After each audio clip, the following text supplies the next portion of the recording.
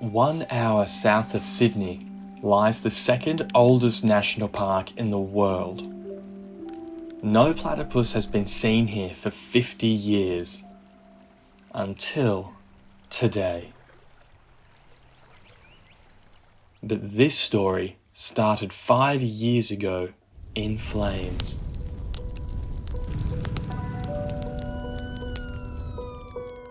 In between 2017 and 2019, Australia experienced a serious drought, one of the worst ones on record.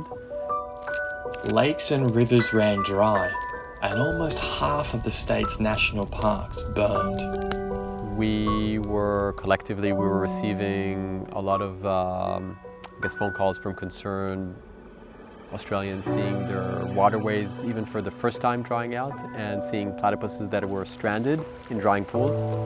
We did not have any capacity to respond to that we didn't have any facilities where we can potentially temporarily house platypuses. We never want to be in that situation again. And so Taronga built a huge rescue facility that can house up to 65 platypuses. That's a big number for us, out in Western Plains Zoo. That was just the beginning. So last year we collected 10 platypus and we held them at Taronga so that we could look after them, their health care, and we could also implant trackers before we released them back here at the Royal National Park. Platypus have been part of the landscape here for millennia, but unfortunately haven't been seen in the park for 50 years and were presumed extinct. So in May 23, we reintroduced 6 females and 4 males to the park. This was the first ever platypus reintroduction in New South Wales. I had one of the media people when we were doing the release take a photo, and I was standing there and I had my fingers crossed behind my back as the minister was releasing that first platypus, because there was so much riding on that. And true enough, we caught a juvenile platypus a year later, and so that was very emotional for us to actually see a successful establishment of platypuses in the park. 20 more platypus are set to follow. Each one has a little tracker on them, and we have this array of listening stations. Which means we can track these platypus up and down the river for up to 3 years. We understand where they're moving and even what other platypuses they're communicating and hanging out with. Hopefully we'll have puddles coming out of ears.